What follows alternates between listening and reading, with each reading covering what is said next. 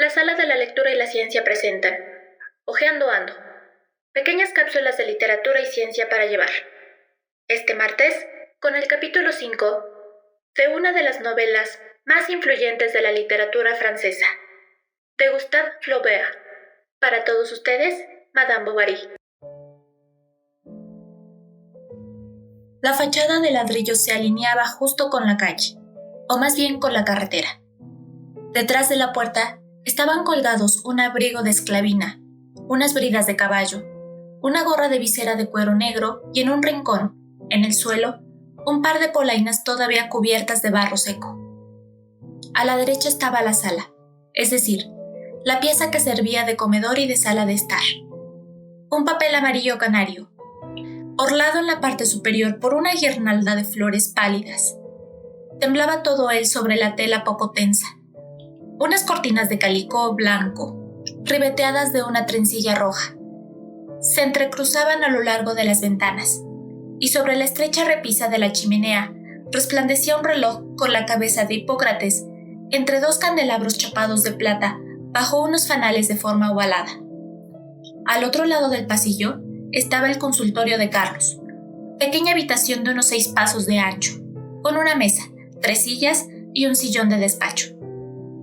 Los tomos del diccionario de ciencias médicas, sin abrir, pero cuya encuadernación en rústica había sufrido en todas las ventas sucesivas por las que había pasado. Llenaban casi ellos solos los 6 estantes de una biblioteca de madera de abeto.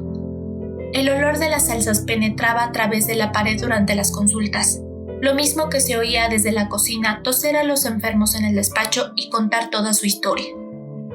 Venía después, abierta directamente al patio, donde se encontraba la caballeriza, una gran nave deteriorada que tenía un horno y que ahora servía de leñera, de bodega, de almacén, llena de chatarras, de toneles vacíos, de aperos de labranza fuera de uso, con cantidad de otras cosas llenas de polvo, cuya utilidad era imposible adivinar. La huerta, más larga que ancha, llegaba, entre 2 paredes de adobe cubiertas de albaricoqueros en una espaldera, hasta un seto de espinos que la separaba de los campos. Había en el centro un cuadrante solar de pizarra sobre un pedestal de mampostería. 4 macizos de enclenques escaramujos rodeaban simétricamente el cuadro más útil de las plantaciones serias. Al fondo de todo, bajo las piceas, una figura de cura, de escrayola, leía su breviario. Emma subió a las habitaciones. La primera no estaba amueblada, pero la segunda, que era la habitación de matrimonio, tenía una cama de caoba en una alcoba con colgaduras rojas. Una caja de conchas adornaba la cómoda, y sobre el escritorio, al lado de la ventana, había en una botella un ramo de azahar atado con cintas de raso blanco. Era un ramo de novia. El ramo de la otra. Ella lo miró. Carlos se dio cuenta de ello, lo cogió y fue a llevarlo al desván, mientras que, sentada en una butaca, Emma pensaba a dónde iría a parar su ramo de novia, que estaba embalado en una caja de cartón, si por casualidad ella llegase a morir. Los primeros días se dedicó a pensar en los cambios que iba a hacer en su casa. Retiró los globos de los candelabros, mandó empapelar de nuevo, pintar la escalera y poner bancos en el jardín, alrededor del reloj de sol. Incluso preguntó qué había que hacer para tener un estanque con surtidor de agua y peces. Finalmente, sabiendo su marido que a ella le gustaba pasearse en coche, encontró uno de ocasión, que una vez puestas las linternas nuevas y guardabarros de cuero picado, quedó casi como un tilburí. Carlos estaba, pues, feliz y sin preocupación alguna. Una comida los 2 solos, un paseo por la tarde por la carretera principal, acariciarle su pelo, contemplar su sombrero de paja, colgado en la falleba de una ventana, y muchas cosas más, en las que Carlos jamás había sospechado encontrar placer alguno, constituían ahora su felicidad ininterrumpida. En la cama por la mañana, junto sobre la almohada, él veía pasar la luz del sol por entre el vello de sus mejillas rubias, medio tapadas por las orejeras subidas de su gorro. Vistos tan de cerca, sus ojos le parecían más grandes, sobre todo cuando abría varias veces sus párpados al despertarse, negros en la sombra y de un azul oscuro en plena luz. Tenían como capas de colores sucesivos que, siendo más profundos en el fondo, iban tornándose claros hacia la superficie del esmalte. La mirada de Carlos se perdía en estas profundidades, y se veía en pequeño hasta los hombros con el pañuelo que le cubría la cabeza y el cuello de la camisa entreabierto. Él se levantaba, ella se asomaba a la ventana para verle salir, y se apoyaba de codos en el antepecho entre dos macetas de geranios, vestida con un salto de cama que le venía muy holgado. Carlos, en la calle, sujetaba sus espuelas sobre el mojón y ella seguía hablándole desde arriba, mientras arrancaba con su boca una brizna de flor o de verde que soplaba hacia él, y que revoloteando, planeando, haciendo en el aire semicírculos como un pájaro, iba antes de caer a agarrarse a las crines mal peinadas de la vieja yegua blanca, inmóvil en la puerta.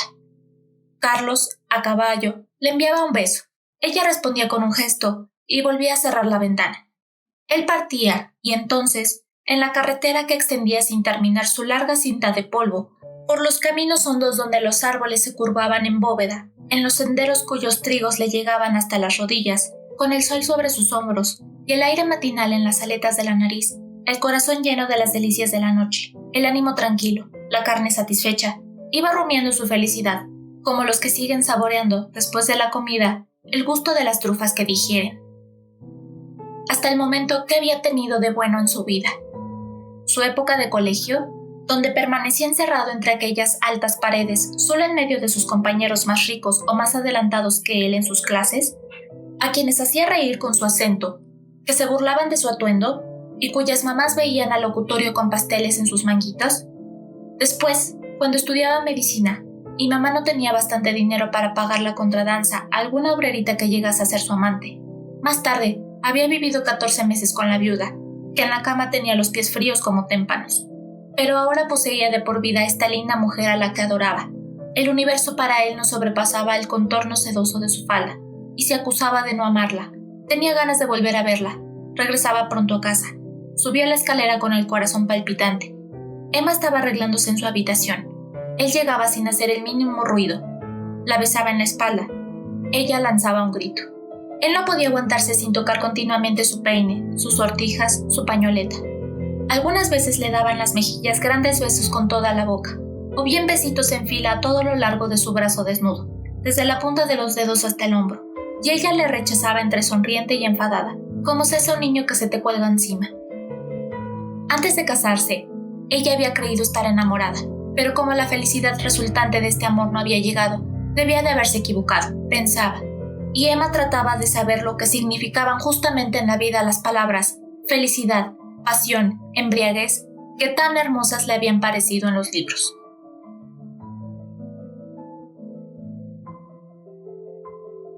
Escrita por el francés Gustave Flaubert, Madame Bovary es la novela cumbre del realismo literario del siglo XIX.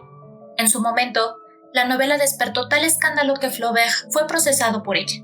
La razón, los atrevimientos de su heroína, un personaje cuyo tratamiento significó una auténtica ruptura con la tradición literaria.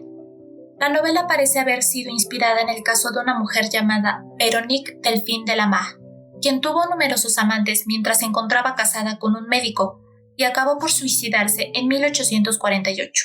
El caso captó rápidamente la atención de la prensa por aquel entonces. Escrita y publicada por facímiles en la revista La Revue de Paris a lo largo del año 1856, la novela será editada como una obra completa en 1857. Desde entonces, Madame Bovary marcó un punto de inflexión en la literatura del siglo XIX. Buena parte de los lectores de esta novela se ha demorado en reflexionar en torno a la posible simpatía o rechazo de Flaubert ante la causa femenina.